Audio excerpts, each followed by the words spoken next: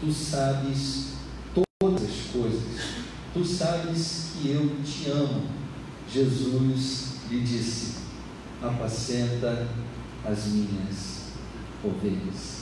Coloque a mão no seu coração. Senhor, te damos graças por essa noite, por mais uma oportunidade de estarmos na Tua casa e poder repartir da Tua palavra, que é viva, que é poderosa, que é eficaz, e que mais uma vez irá, com certeza, através do agir do Teu Espírito Santo, alcançar o nosso coração e trazer vida que nós precisamos, vida, Senhor, para o nosso corpo, para a nossa alma, para o nosso espírito. Por isso entregamos esse momento em gratidão e assim o fazemos em nome de Jesus. Que você possa dizer amém. Amém. Pode tomar o seu lugar, por gentileza. Todos nós somos, se não em todos, mas em alguns aspectos semelhantes a Pedro. Podemos até dizer que Pedro é o arquétipo de todo ser humano que precisa ter um encontro real e transformador com o Senhor Jesus.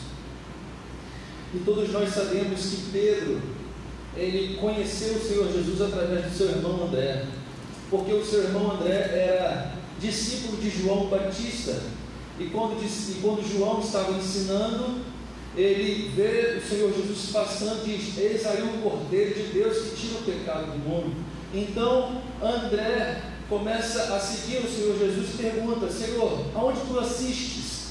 E aí Jesus olha para André e diz assim: me segue, você verá. E André, seguindo Jesus, começa a assistir e aprender de Jesus, e ele aprende até o ponto de ele correr para casa, chamar o seu irmão Pedro, Simão, e diz assim: achamos o Senhor, achamos o Cordeiro. E diz que Pedro vai com o seu irmão André. Quando eles chegam diante do Senhor Jesus, Jesus mira em Pedro, olha para ele e diz assim: tu és Simão, mas a partir de hoje você vai se chamar Cefas, que significa Pedro. Interessante que isso está relatado no Evangelho de João, capítulo 1, versículo 35 a 42.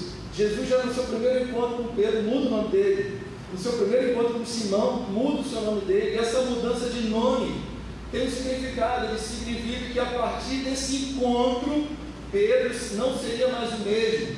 Pedro, a partir desse encontro, recebe um carimbo de uma nova identidade. E quando nós nos encontramos com Jesus, de verdade, de fato, nós também passamos a ter uma nova identidade. Você pode levantar as suas mãos e dizer: a partir do encontro com Cristo, eu tenho uma nova identidade. Você pode dar glórias a Deus por isso? Mas interessante, irmãos, que depois desse encontro, desse primeiro encontro, Pedro, ele não segue a Jesus. Interessante que a partir desse primeiro encontro, Pedro volta à sua prática. Pedro volta a pescar. E interessante que a partir desse encontro, Jesus queria ensinar algo a Pedro. Jesus queria ensinar princípios importantes na caminhada de Pedro, e que acredito que pelo Espírito o Senhor também queira nos ensinar nessa noite. E se você puder abrir sua Bíblia em Lucas 5, a partir desse primeiro encontro, quando o Senhor Jesus muda o seu nome, diz que esse texto tão conhecido da pesca maravilhosa, diz assim, Lucas 5, a partir do versículo 1, se puder pôr aqui no telão. Aconteceu que, ao apertá-lo a multidão para ouvir a palavra de Deus, a multidão está apertando o Senhor Jesus porque ele está ministrando, ele está ensinando. E estava ele junto ao lago de Genezaré, e viu 2 barcos junto à praia do lago, mas os pescadores, havendo desembarcado, lavavam as suas redes. Jesus está pregando, Jesus está ministrando, e enquanto Jesus prega, Jesus observa que alguns dentre esses pescadores, eles estão voltando e tem 2 barcos atracados, e esses 2 barcos são os barcos que foram chamados barcos dos derrotados. Os barcos dos tristes, o barco dos desanimados. Por que é o barco dos tristes, desanimados e derrotados? Porque eles haviam pescado a noite inteira e não haviam apanhado absolutamente nada. E é interessante nós olharmos para essa história, porque Jesus, e os historiadores nos dizem que apesar desse texto estar dizendo que tinham só 2 barcos observados pelo Senhor Jesus, mas na verdade não haviam só 2 barcos, haviam muitos barcos. Só que esses 2 barcos eram observados pelo Senhor Jesus porque eram os barcos dos pescadores que não haviam pegado nada, não haviam pego nada nas suas pescarias. Mas haviam outros barcos que haviam pego sim. Então nós tínhamos ali naquele contexto alguns barcos dos felizes, dos realizados, e nós tínhamos também naquele contexto os barcos dos tristes, dos abatidos, daqueles que não podem ser considerados como vitoriosos, porque eles não pegaram absolutamente nada.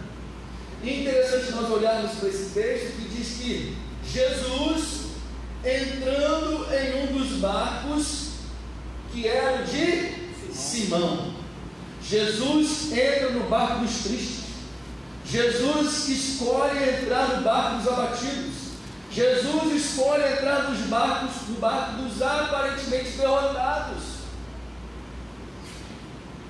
Ele não entra no barco daqueles que estão felizes.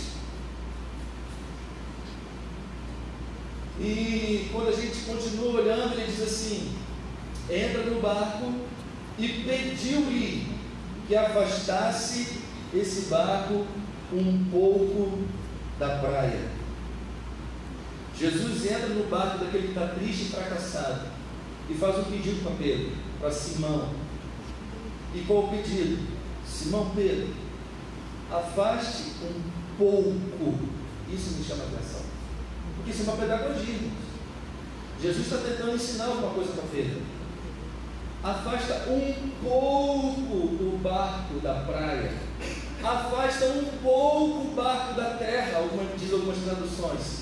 Imagine a cabeça de Pedro. No primeiro encontro, ele muda logo o meu nome. No segundo encontro, ele pede, ali não diz que ele pede, ele entra no barco e diz assim: tira o barco um pouco da praia, afasta um pouco esse barco da praia. Por que Jesus pede para Pedro afastar um pouco o barco da praia? Porque barco, para Jesus nessa pedagogia, é sinônimo de estilo de vida. Diga assim: barco, repita comigo assim: barco é sinônimo de estilo de vida. E praia, afasta um pouco o barco da terra, Pedro, porque terra é sinônimo de coisas terrenas, terra é sinônimo de coisas materiais, terra é sinônimo de coisas passageiras, terra é sinônimo de coisas que podemos tocar com as mãos e tocar com os olhos naturais. E aí Simão, vindo de uma noite de derrota, de fracasso, cansado, lavando as redes, no segundo encontro com o Senhor Jesus, Jesus entra no seu barco, olha para ele e diz assim: Simão, aprenda, Simão, afaste um pouquinho o barco da praia.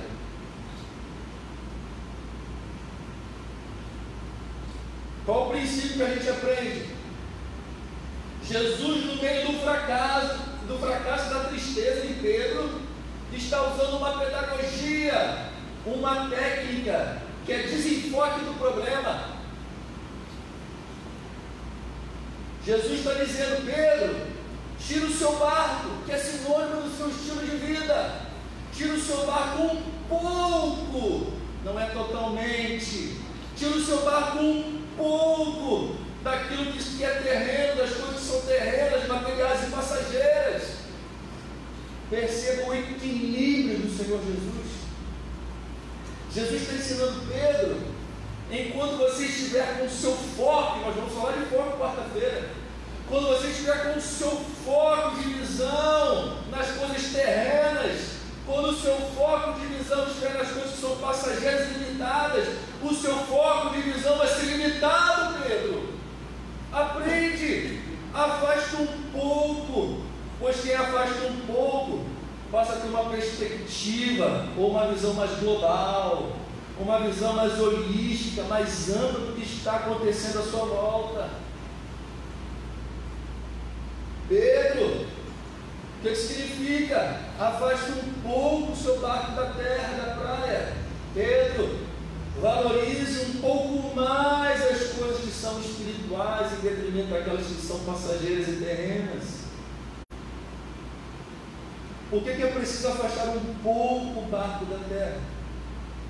Porque tem gente cujo barco, cujo estilo de vida está tão incrustado na terra.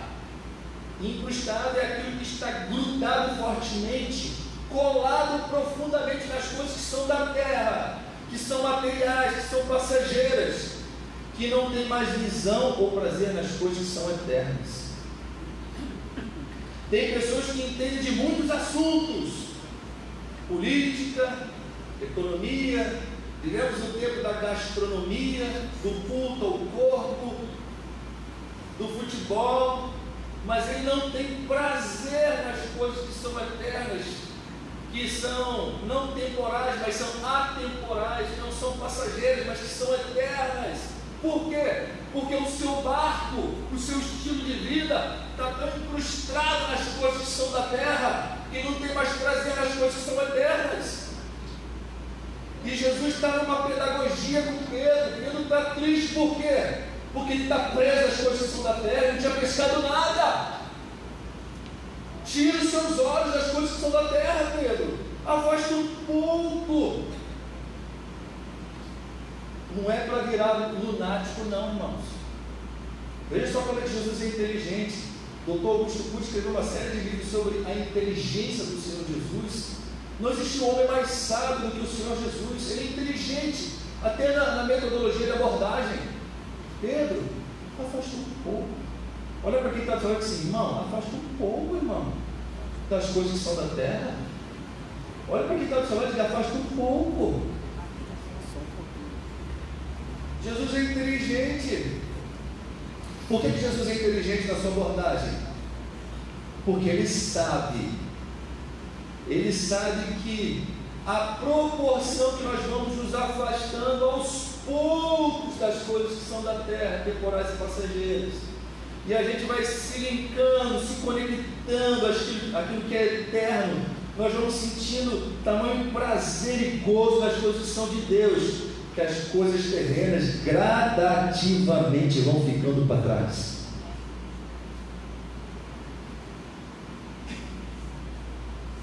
Diz o texto que Jesus entra no barco, pede para afastar um pouco, assentando-se, ensinava no barco as multidões. Quando acabou de falar, disse a Simão, versículo 4, faze-te ao largo. O que isso significa? Pedro, vamos agora para as águas um pouquinho mais profundas. Que coisa linda, irmãos. Ele começa aos poucos.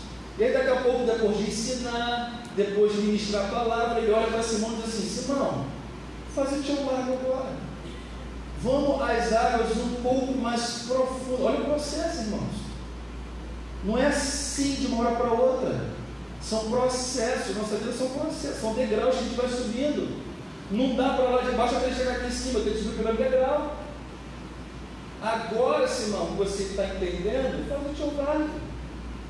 Vá um pouquinho às águas mais profundas. E aí ele dá uma ordem, versículo 5. Versículo 4. Faze-te ao largo e lançai as vossas redes para pescar. E aí no versículo 5, Simão diz assim: Mestre, havendo trabalhado toda a noite, nada apanhamos. Por que ele diz? Não apanhamos absolutamente nada. Ele estava questionando a ordem do Senhor Jesus. Porque todo mundo estava observando que Simão estava voltando derrotado, fracassado, triste, abatido, porque não havia pego absolutamente nada. Porque Pedro é de uma família de pescador. Pedro sabe, todo pescador sabe, que para pegar bons peixes só se pesca de madrugada. Mas Jesus chega ao amanhecer e diz para Pedro: Pedro, vamos voltar para as águas, lança as redes. Ele diz: não vou lançar, porque eu já lancei a rede a noite inteira. E aí, num questionamento e resposta à ordem do Senhor Jesus, ele diz assim: mas sobre a tua palavra eu vou lançar. Sabe o que ele está dizendo? Se eu não pegar absolutamente nada, a culpa não é mais minha, é sua, porque eu estou lançando a rede sobre aquilo que você está falando. Porque no meu ponto de vista, na minha concepção, no meu entendimento, não tem mais jeito. Isso não é horário de pescar.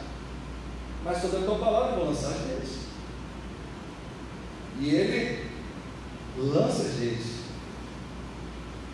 E aí o versículo 6 diz: fazendo isso, apanharam grande quantidade de peixes, rompiam-se-lhes as redes. Então fizeram sinais aos companheiros do outro barco para que fossem ajudá-los, e foram e encheram ambos os barcos a ponto de quase ir a pique. Qual o princípio aqui? Obediência.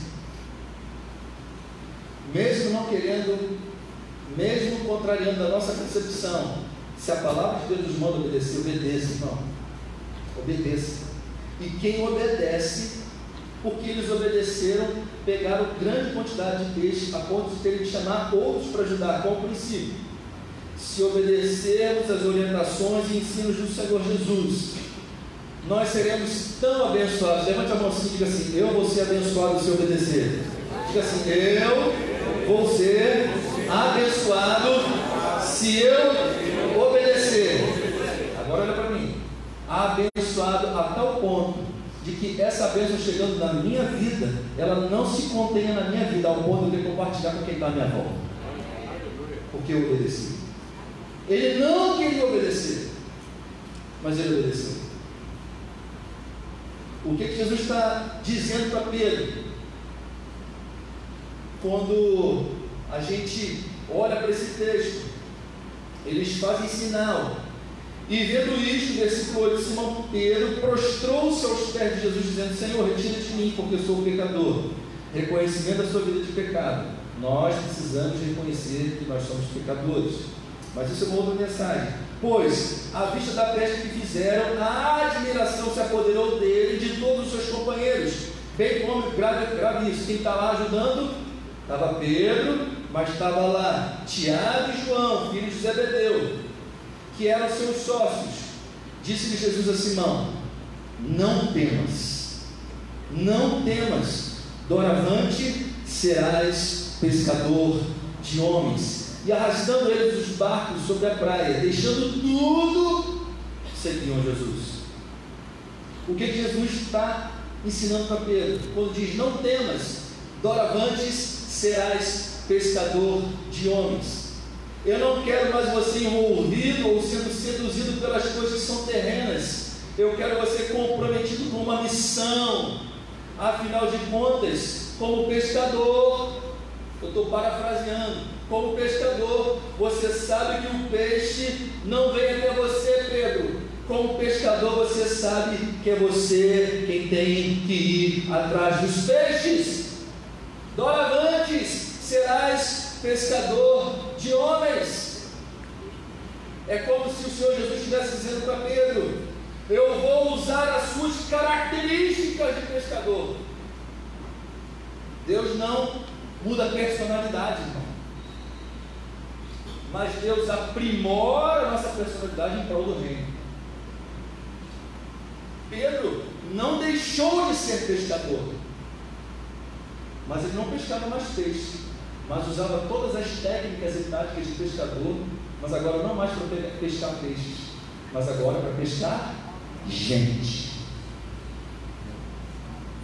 É isso que Jesus está dizendo: doravante serás pescador de homens. Eu vou usar todas as suas características, todas elas, mas só que agora para pescar gente. E diz que eles deixam tudo e começam a seguir a Jesus. Pedro começou a andar com Jesus. Diga assim: Pedro começou a andar com Jesus. E quem anda com Jesus aprende. Amém. Quem anda com Jesus aprende. Ele está começando a aprender com o Senhor Jesus. E tem uma história muito interessante que Pedro, quando começa a andar com Jesus, ele começa a ser ensinado. Por quê? Porque ele tem uma missão que vai ser desencadeada lá na frente, mas enquanto essa missão ela não se realiza, Jesus no caminho está treinando, está discipulando, está ensinando, está cuidando, está pastoreando Pedro. E tem um texto muito interessante em Mateus 17, se você puder abrir. Pedro está caminhando, está aprendendo com o Senhor Jesus. Mateus 17, quando vão cobrar a Pedro o imposto que era cobrado para a manutenção do templo. Mateus 17, versículo 24, diz assim: tendo ele chegado a Cafarnaum, dirigiram-se a Pedro os que cobravam imposto, as 2 dracmas, e perguntaram: não paga o vosso mestre as 2 dracmas? E Pedro: sim, respondeu ele.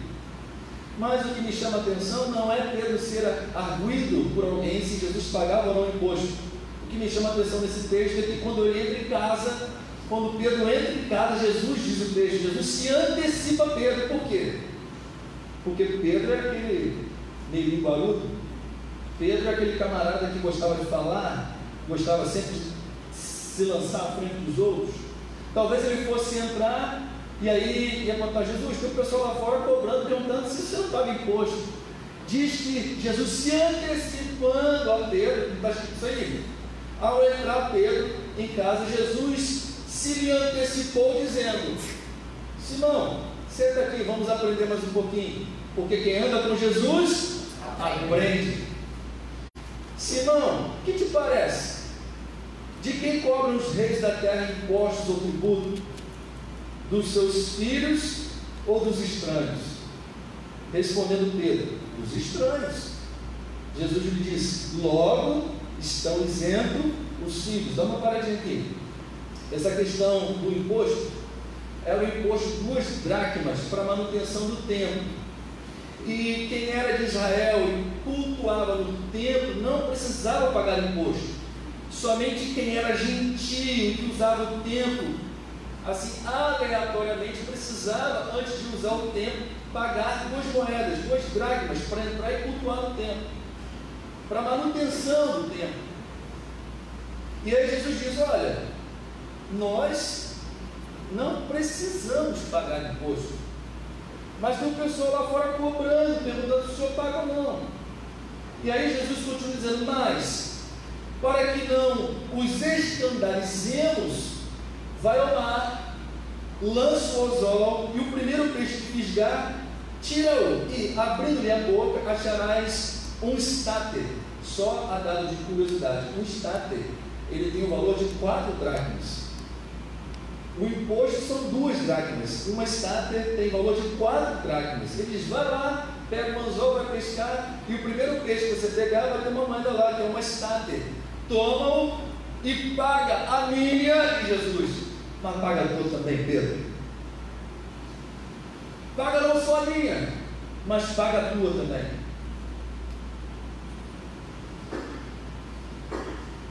O que a gente aprende? Pedro se achava no direito de não pagar. Ele estava no direito de não pagar, mas dizia que Jesus pagava. E Jesus começa a explicar a Pedro a questão do tributo. Olha, isso os filhos não precisam pagar, só os estranhos, só eles que precisam pagar, porque os filhos estão isentos. Mas Jesus, na sua pedagogia, disse: Pedro, olha só, vou te ensinar uma coisa, Pedro. Pega o anzol. E a gente precisa estar preso aos mínimos detalhes da Bíblia. Jesus, ele ministra nos mínimos detalhes. E qual era a profissão de Pedro? Pedro era o quê? Pescador, mas pescava com rede, não com anzol. Pedro estava acostumado com as coisas grandes, não com as pequenas. Pedro estava acostumado com 153 grandes peixes, ou com uma rede muito cheia, ao ponto da rede quase se romper, dos barcos quase irem a pique. Mas Pedro, talvez, diante da sua personalidade, não tivesse paciência de jogar uma linhazinha com o anzol e esperar o peixe virar. E aí Jesus diz assim: Pedro, pega o anzol e vai pescar. Tem um ditado aí: está nervoso, vai pescar. E aí Jesus diz: Pedro, pega o anzol. Por quê? Qual é o princípio de Jesus ensinando a Pedro aqui? Jesus trabalha com Pedro nos pequenos detalhes, aqueles detalhes que a gente não dá muita atenção na nossa vida, que para a gente é como se fosse assim, irrisório, que fosse assim, não tem problema esse pequeno detalhe na minha vida. Para Jesus tem. Ele diz: ó, pega o anzol, Pedro, vai pescar. E também a título aí de informação, esse peixe que Pedro pega, o nome dele é Pateramilhas. e é um peixe que só tem naquela região, e é um peixe que ele vai criando um papo, ou uma papa, não sei, assim, embaixo. Por quê? Porque ele procria, mas ele vai carregando seus filhotes na boca, para que os predadores não comam os seus filhotes. E quando eles vão crescendo, interessante que os filhotes crescem e o papo do peixe também cresce, para carregar aquele peso. E conforme eles chegam numa determinada idade, maturidade, o peixe solta os seus filhotes. Mas fica aquele buraco onde os filhotes estavam no peixe, e aí o que ele faz? Ele começa a caçar objetos na água, algumas pedras, para colocar no lugar dos filhos, dos filhotes. Mas só que os estudiosos dizem que as pedras que eles pegam, elas começam a ferir o peixe por dentro, e ele começa a expelir a pedra, mas a pedra faz falta, aquele espaço está vazio, então ele quer ocupar o espaço, ele vai pegando pedra e vai expelindo pedra. O peixe está tentando colocar aquilo que não tem vida no lugar daquilo que tem vida. Os filhos têm vida, mas ele, por falta dos filhos, ele coloca as pedras. Mas as pedras, diferentes dos filhos, elas ferem o peixe, e aí eles esperem. E tem muita gente querendo colocar pedra no lugar daquilo que tem vida, na sua própria vida, no buraco, no espaço que Deus tem no seu coração, que só pode ser preenchido por Ele. E diz os estudiosos que é numa dessa que o peixe ou espere os filhotes, ou espere a pedra, que Jesus, na sua onisciência, no seu tamanho poder, ele coloca um estáter lá na boca do peixe, esse dedo, vai lá para o estáter. E o primeiro peixe que você pegar, vai ter uma moeda lá. E com essa moeda que você pegar, que dá para pagar para 2 pessoas, paga não só o meu, mas paga o seu também, Pedro. Qual é o princípio que Jesus está ensinando para Pedro? Pedro, nós não precisamos pagar, isso é lei, isso é direito nosso. Mas se não pagar, ainda que estando no meu direito, vai gerar escândalo para o Evangelho, para o reino que eu represento. Paga, Pedro. Paga, Pedro. O pessoal está ficando escandalizado porque eu não estou pagando, Pedro. Paga. Eu não tenho direito, eu tenho direito de não pagar. Mas eu perco o meu direito se é para não escandalizar o reino de Deus.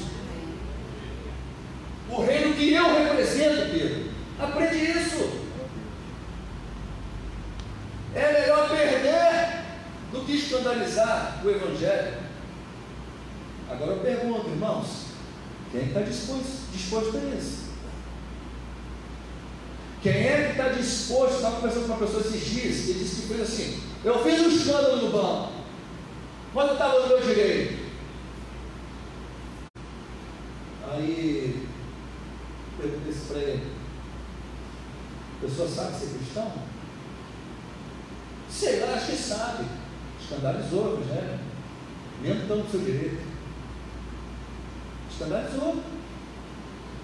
A pessoa olha para a gente e diz: você é crente fazendo isso? Mesmo estando no nosso direito, estamos escandalizando o Evangelho. O que Jesus ensinou? Aquele que quiser ganhar vai perder, mas aquele que perder por amor ao meu reino, esse vai ganhar. Princípio. Mas como eu falei em algumas mensagens anteriores, vivemos uma geração mendiga de milagres. Por quê? Porque é uma geração que não segue princípios, e quem não segue princípios vai ter que ser mendigo de milagres. Não que nosso Deus não possa fazer milagres, mas muitos milagres nós precisamos hoje, nós não precisaríamos se tivéssemos princípios, ou seguíssemos os princípios da palavra de Deus. Jesus está ministrando o coração de Pedro, e a gente precisa aprender. E quem anda com Jesus aprende. A gente precisa aprender. Não é à toa que ele disse: aprendei de mim. e sou manso e humilde de coração. A gente só acha distância, irmão, você está procurando tanto. Não é, a gente só acha distância não é na paralisação, a gente acha distância no aprendizado. Porque no aprendizado a gente muda de estilo de vida. Por isso a gente aprender de mim, sou manso e humilde de coração, e achareis descanso. O descanso está na aprendizagem, no estilo de vida. E Jesus começou a falar, não só para Pedro, mas para todos os discípulos, que ele seria morto, que o pastor seria ferido. E ele diz: olha, eu preciso voltar para Jerusalém para sofrer muitas coisas, dos anciãos, dos principais sacerdotes, dos escribas, ser morto. Mas ele diz: ser morto, ressuscitado no terceiro dia, morto e ressuscitado no terceiro dia. Mas é interessante que parece que a audição, a percepção e o entendimento dos discípulos só ficavam numa parte do discurso do Senhor Jesus. Eles só ficavam presos: ele vai morrer, ele vai ser crucificado, ele vai morrer, ele vai deixar a gente. Mas eles não se prendiam a outra parte do discurso, diziam: eu vou morrer sim, mas ao terceiro dia eu vou ressuscitar. Eles não se prendiam a isso, eles só se prendiam à morte. Mas Jesus queria ministrar, Jesus queria ensinar. E Jesus, num dos seus ensinos pedagógicos, Jesus leva os seus discípulos para o Monte da Transfiguração. Monte da Transfiguração, transfigurar é mostrar o que se é por dentro. Jesus está revelando para os discípulos que é muito mais do que homem. Jesus se revela um pouco mais da sua divindade. Quando ele está lá no Monte da Transfiguração, está Pedro, Tiago e João. Aparece a imagem lá de Elias e Moisés, Jesus, aquela voz dos céus: esse é o meu filho amado, em quem a minha alma se compraz, a ele ouvi. Mas interessante que o Dr. Lucas, no capítulo 9, diz que, apesar de eles estarem num momento fenomenológico, transcendental, os discípulos também lá no Monte da Transfiguração dormiam. Lucas 9. Eles dormiam. E aí Jesus, no Getsemane, chama Pedro, Tiago e João, convocando-os para orar. Jesus volta 3 vezes. Diz assim: nem por uma hora vocês podem vigiar comigo, porque eles estavam fazendo o quê? Dormindo. Na hora de orar estava dormindo. E aí Jesus diz em Mateus 26, lá no Getsemane, para eles: vigiai e orai, para não entrar em tentação. Vigiai e orai, para que não entreis em tentação. Porque o espírito, na verdade, está pronto, mas a carne é fraca. E na oração, que é a oração modelo do Pai Nosso, que o Senhor Jesus ensinou aos discípulos, tem uma parte lá que diz assim: e não nos deixe cair em tentação. Jesus está falando de oração, uma oração modelo de oração, e está falando: vocês precisam orar, sabe por quê? Quando você ora, essa oração não deixa você cair em tentação. E lá no Getsemane ele diz: vigiai e orai, para não entrar em tentação.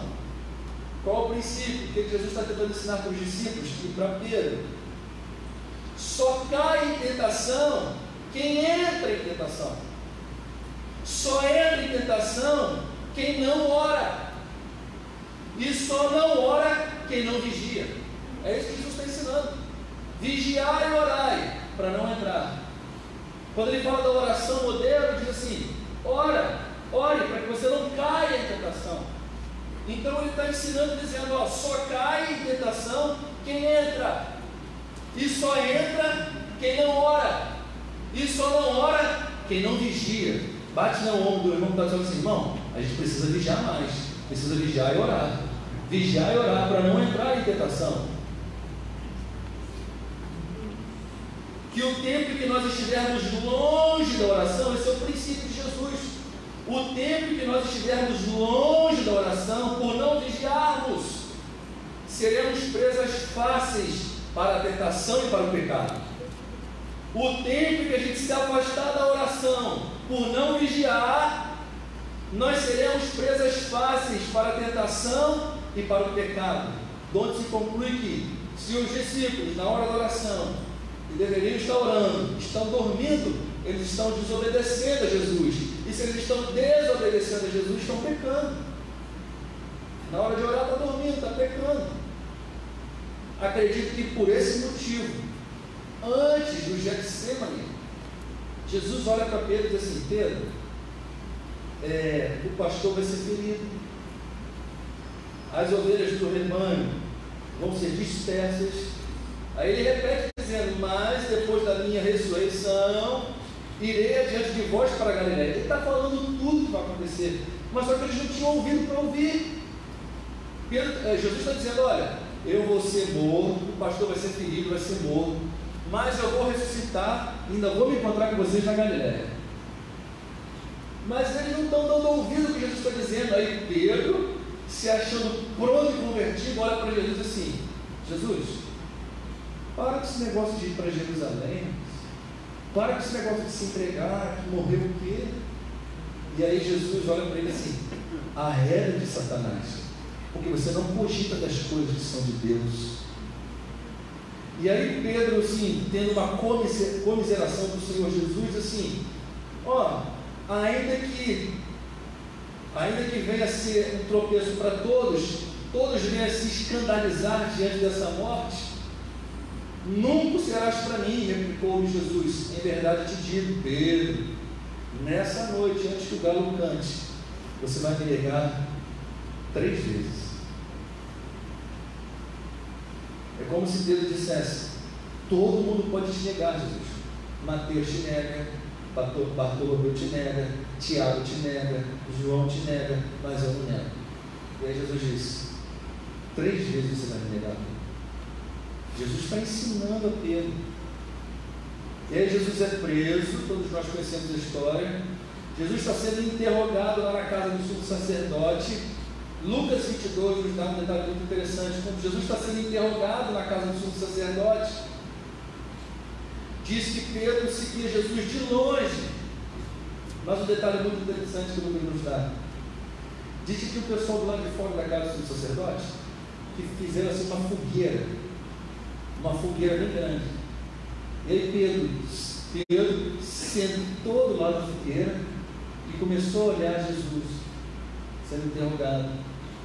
E aí uma mulher olha para Pedro e diz assim: você é discípulo dele? Aí diz: não sou não. E está aí sentado na fogueira. Daqui a pouco vem um outro homem e diz assim: não, eu lembro, tu és discípulo dele sim. Aí: não sou. Aí daqui a pouco levanta, 1 hora depois levanta um outro homem e diz assim: é sim, porque você é galileu, o seu jeito de falar te condena. Aí diz Mateus que ele começa a praguejar e diz assim: não conheço. E diz, quando ele diz não conheço, o galo canta. E depois do galo cantar, Jesus sai da casa do sumo sacerdote e está Pedro assentado na fogueira. E diz que o olhar de Jesus alcança o olhar de Pedro. Diz que ele tem consciência do seu pecado, a percepção pelo seu pecado, porque ele não vigiou, porque ele não orou, porque ele não obedeceu, porque ele não deu ouvido às orientações do Senhor Jesus. Ele nega o Senhor Jesus sentado numa fogueira, e os olhos de Jesus alcançam os olhos de Pedro, e diz que Pedro sai e vai chorar amargamente.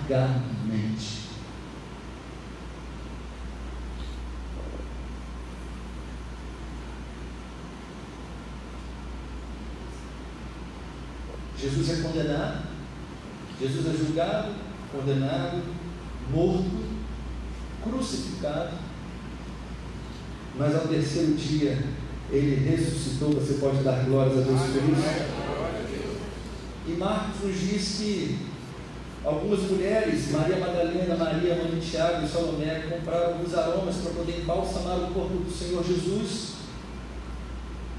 E no caminho do sepulcro elas chegam lá, a pedra está removida, elas entram, e um jovem de branco assentado diz: por que vocês procuram aquele que vive entre os mortos? Ele não está mais morto, mas ele ressuscitou. Mas vai aos discípulos e a Pedro e avisa o quê? Aquilo que ele tinha dito para Pedro, que eu vou encontrar com ele lá na Galileia. Que coisa linda! Olha só se cumprindo aquilo que Jesus já havia dito para Pedro. Olha, eu vou ser entregue, o pastor vai ser ferido, eu vou morrer, eu vou ser crucificado, mas eu vou me encontrar com vocês lá na Galileia. E o anjo dá recado a essa mulher, vai lá, avisa os discípulos, diz, e diz a Pedro que ele vai encontrar com eles lá na Galileia. Marcos 16, de 1 a 7. E o que me chama a atenção? Jesus, depois de ressuscitado, tente adivinhar o que Pedro voltou a fazer. Voltou a pescar. Voltou a pescar e não foi sozinho não, tá? Diz João 3, que Pedro diz assim, João 21, 3, diz assim, vou pescar. E todos os discípulos que estavam com ele, assim, se você vai, vamos com você também. Olha a influência que Pedro tem com os discípulos. E diz que todo mundo vai pescar. Por quê? Porque não deram ouvido àquilo que o Senhor Jesus havia ministrado, os ensinos do Senhor Jesus. E quando a gente abre a nossa Bíblia, se você puder abrir aí, João 21, desse encontro de restauração, 21:3, disse-lhe Simão Pedro, vou pescar. Disseram-lhe os outros, também nós vamos contigo. Saíram e entraram no barco, e naquela noite não apanharam nada. Exatamente a mesma coisa do segundo encontro de Jesus com Pedro. Não pegaram absolutamente nada, mas ao clarear da madrugada, é o mesmo cenário, mas ao clarear da madrugada, estava Jesus na praia, como Jesus estava ensinando também lá na praia. Todavia os discípulos não reconheceram que era o Senhor Jesus, perguntando-lhes, filhos, está escrito isso na sua Bíblia? João 21, versículo 5, perguntou-lhe Jesus, filhos, sabe o que isso me chama a atenção? Olha para cá, igreja. Se fôssemos nós, Pedro, seu negador, João, seu leproso, Tomé, seu incrédulo, Tiago, seu fujão, mas Jesus chama ele de filhos. Filhos, por quê? Porque Jesus está preparando um momento de restauração na vida dos discípulos, principalmente na vida de Pedro. Interessante que ele faz uma pergunta dizendo, tendes aí alguma coisa de comer? Responderam-lhe, não. Então lhes disse, lançai a rede à direita do barco e achareis. Assim fizeram, e já não podiam puxar a rede, tão grande era a quantidade de peixes. Olha para cá, irmão, por gentileza. Aqui no versículo 7 depois vai dizer que aquele discípulo a quem Jesus amava, está falando de João. É o mesmo cenário, quem está no barco? Pedro, Tiago e João. Mas esse discípulo que Jesus amava, que é chamado João, diante do cenário, a noite inteira não pegaram nada, estavam tristes e abatidos, assim como estavam tristes e abatidos naquela primeira pesca. E aí eles vão pescar, não pegam absolutamente nada. E alguém dá uma ordem para eles, lance a rede do lado direito, e eles obedecem. Eles pegam 153 grandes peixes, e alguém que vigia, que tem discernimento espiritual, João nesse momento diz assim, eu, Pedro, Tiago, barco, rede, não pegamos nada, joga a rede do lado direito, muito peixe. Aí no versículo 7 diz assim, ao discípulo a quem Jesus amava, disse a Pedro, é o Senhor. Por que ele disse que é o Senhor? Não é porque ele reconheceu o cenário montado pelo Senhor Jesus naquele momento. O cenário montado. Irmãos, eu acredito que nada do que está na Bíblia é coincidência. Por que Pedro, por que João, quando discerne que é Jesus, olha para Pedro e diz assim, Pedro, é Jesus. Por quê? Porque João sabia que um dos motivos de Jesus estar aqui naquele momento era Pedro. E o interessante da continuidade é que Simão Pedro, ouvindo que era o Senhor, cingiu-se. Sabe o que é isso aqui? É temor. Ele estava nu e ele se vestiu para se encontrar com Jesus. Isso é sinônimo, significado de temor diante de Jesus. Ele coloca a sua vestimenta e mergulha na água e começa a nadar em direção ao Senhor Jesus. Cingindo-se com sua veste, porque havia se vestido, lançou-se ao mar. Mas os outros discípulos vieram no barquinho puxando a rede com os peixes, porque não estavam distantes da terra, senão quase 200 côvados. Versículo 9 de João 21, por gentileza. Ao saltarem em terra, viram ali uma fogueira, umas brasas. Veja só que interessante. Quando eles desembarcam, Jesus, quando Pedro chega na praia, quando Tiago chega na praia, quando João chega na praia, eu fico a conjecturar com a minha mente, eu sinto uma mente muito fértil. Imagine João, nossa, tem uma fogueira. Tiago chegando assim, nossa, tem uma fogueira. Mas quando Pedro chega na terra, olha para a fogueira e diz, nossa, uma fogueira.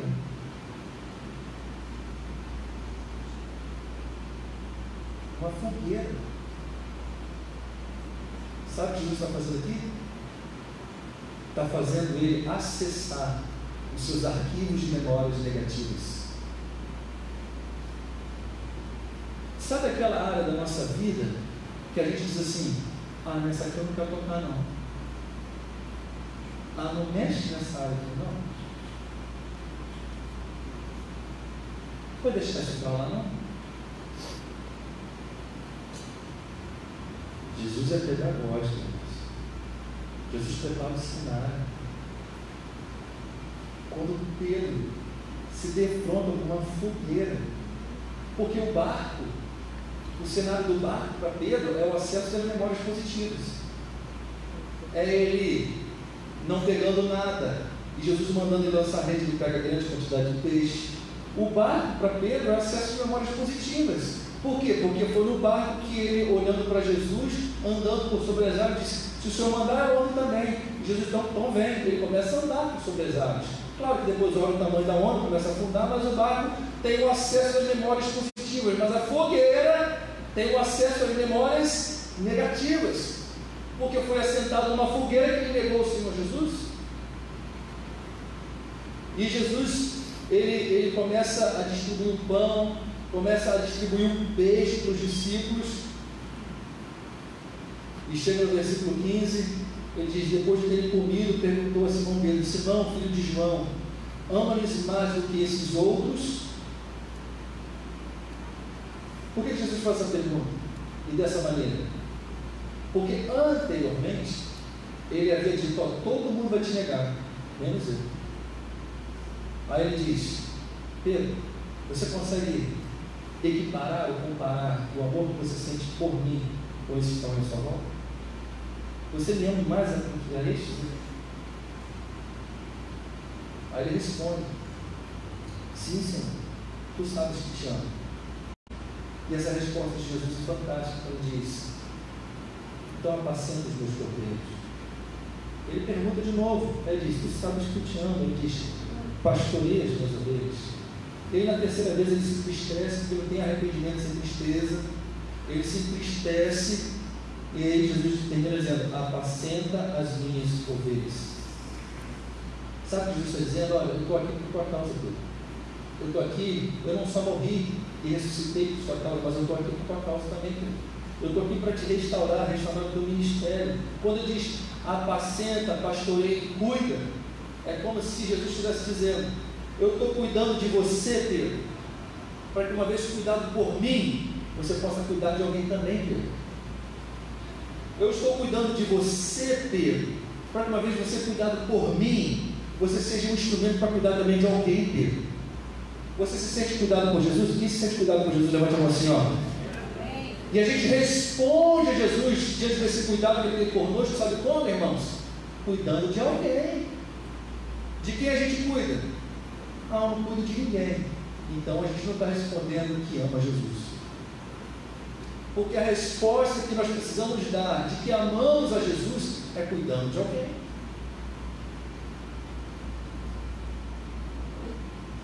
E diz que Pedro se entristece, Pedro reconhece o seu pecado, Jesus o restaura. E na terceira pergunta, quando Jesus diz: tu me amas? Ele diz assim: Senhor, tu sabes de todas as coisas. Por que Pedro diz isso? Senhor, tu sabes de todas as coisas. O Senhor sabia que eu deveria orar ao invés de dormir. O Senhor sabia que eu deveria pescar.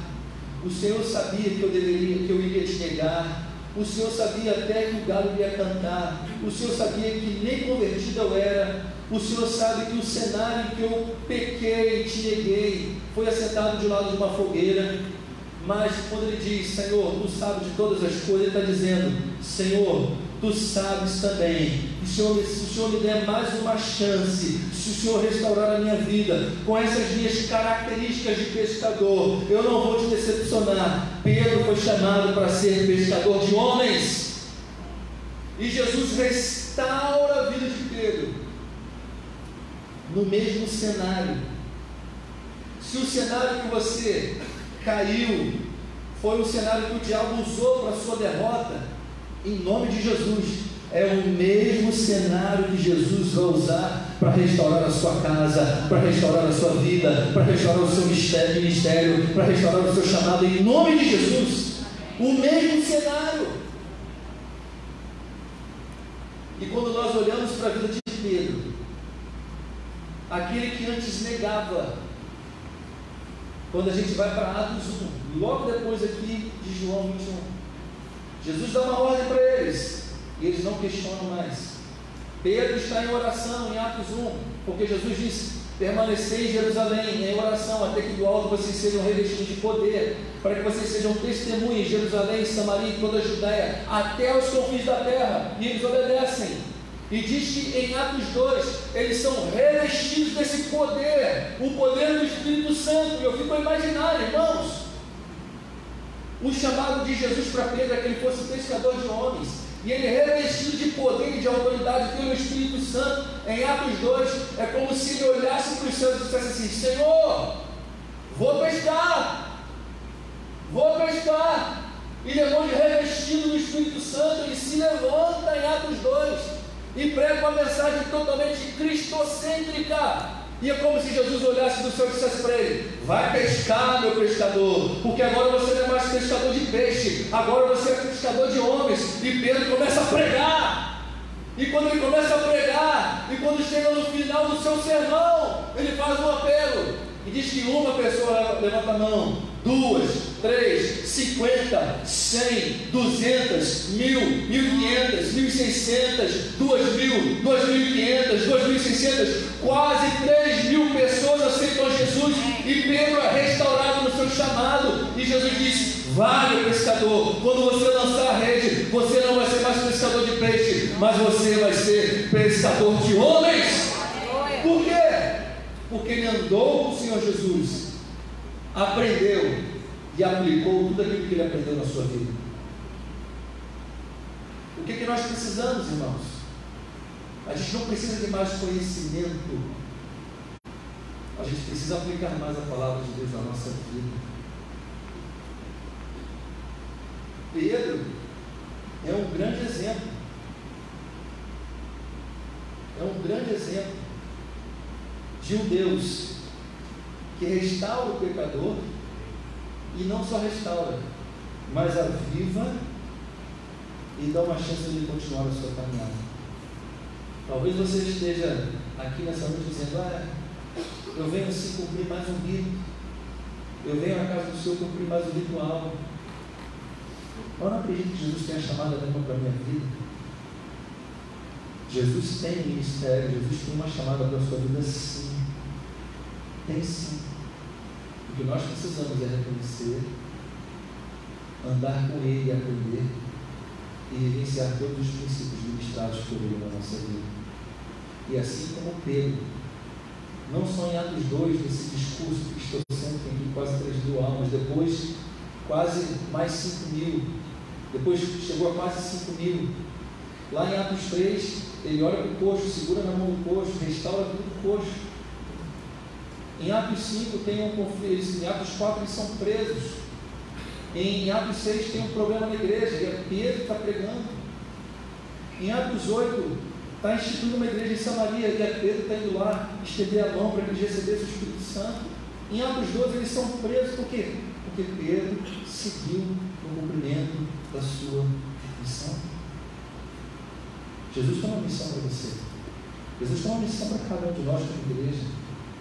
Que a gente jamais se aparte dessa missão, vivendo todos os ensinamentos e princípios que nós, pelo Espírito, absorvemos da palavra de Deus.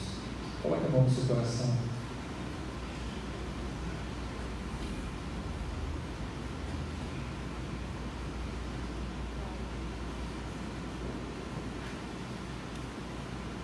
Senhor, diante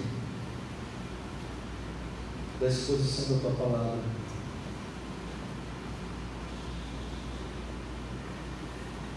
nós vemos um exemplo deste homem que antes negava,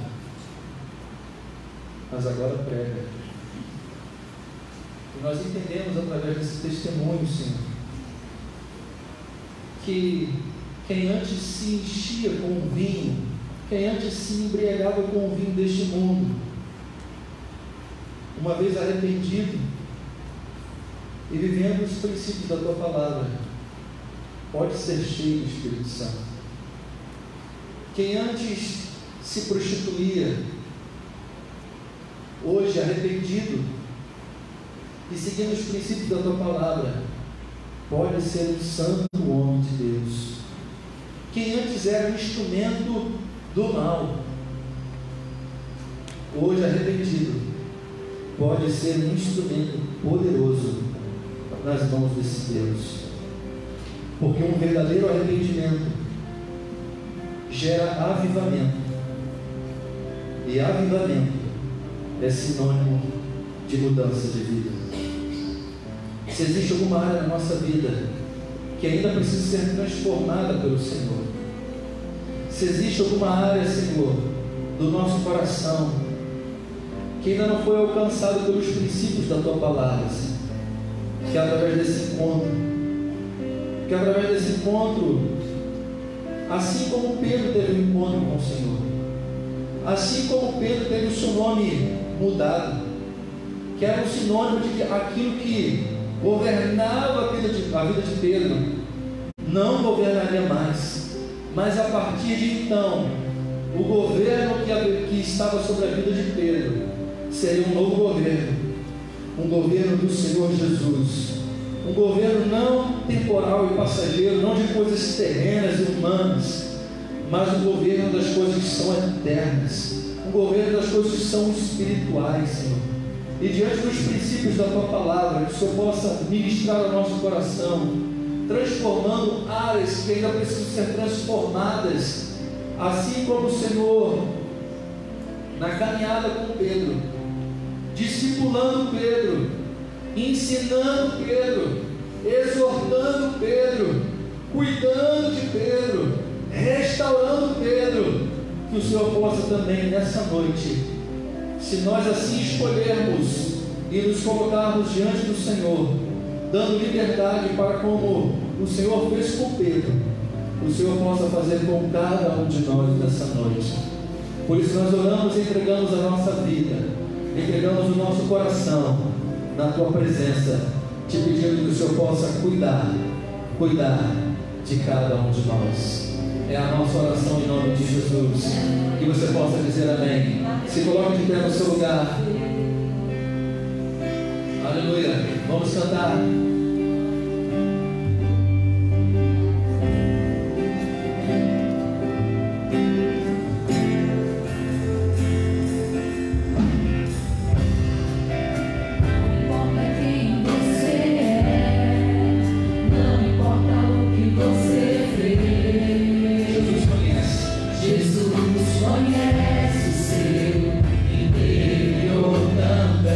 Quantas vezes você caiu?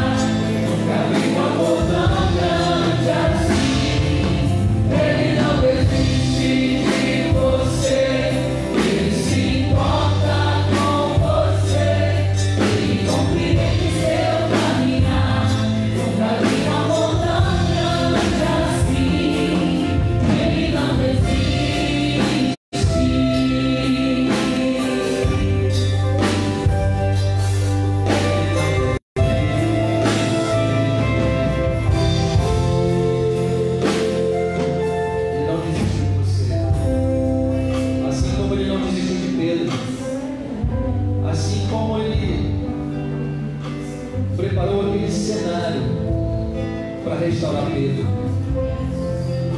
Assim também Ele prepara esse momento de encontro com a palavra, esse momento em que estamos na presença de Deus, para te dizer que Ele não desiste de você, que Ele se importa com você, que Ele quer cuidar de você, que Ele quer pastorear a sua vida, para que uma vez você restaurado, curado e cuidado, você possa ser um instrumento poderoso nas mãos desse Deus. Talvez você esteja aqui nessa noite, você está longe dos caminhos de Jesus, você está afastado dos caminhos do Senhor, e hoje você quer voltar aos braços do Pai. Será que nós temos alguém aqui nessa noite que nunca teve um encontro com Jesus? Ou talvez você já teve um encontro com o Senhor Jesus, assim como Pedro também teve, mas na sua caminhada, assim como Pedro se desviou, você também se desviou do caminho do Senhor, mas Ele te chama nessa noite, Ele te convoca nessa noite, Ele toca no seu coração nessa noite, preparando essa noite para dizer: eu me importo com você, eu não quero olhar para aquilo que você fez, mas eu quero a partir de então cuidar da sua vida. Será que nós temos alguém que quer voltar para Jesus? Ou quer entregar o seu caminho, a sua vida a Jesus pela primeira vez? Levante a mão assim, ó, diga assim: eu preciso dessa restauração, assim como Pedro foi restaurado. Eu preciso desse renovo, assim como os discípulos precisavam ser renovados. Nós temos alguém no nosso meio? Faça um sinal. Amém. Levante as suas mãos e diga: Senhor, eu quero te agradecer, porque em todos os detalhes eu percebo, sinto e posso vivenciar os cuidados de Deus para com a minha vida, os cuidados do Senhor Jesus em todas as áreas da minha vida, Senhor, me restaurando, me colocando de pé, lançando fora toda a tristeza, lançando fora todo o desânimo, me orientando, me capacitando, me discipulando, nos sentindo, Senhor, pastoreados pelo Senhor Jesus, e que ao sermos pastoreados e cuidados pela palavra, pela igreja, pelos ministérios, que é uma representação, Senhor, que nós possamos uma vez cuidados, estarmos em missão também cuidando de outras pessoas, nos importando com outras pessoas, Senhor, que possamos entender o sentido de missão, o sentido de igreja, essa nova identidade dada pelo Senhor Jesus de Filho.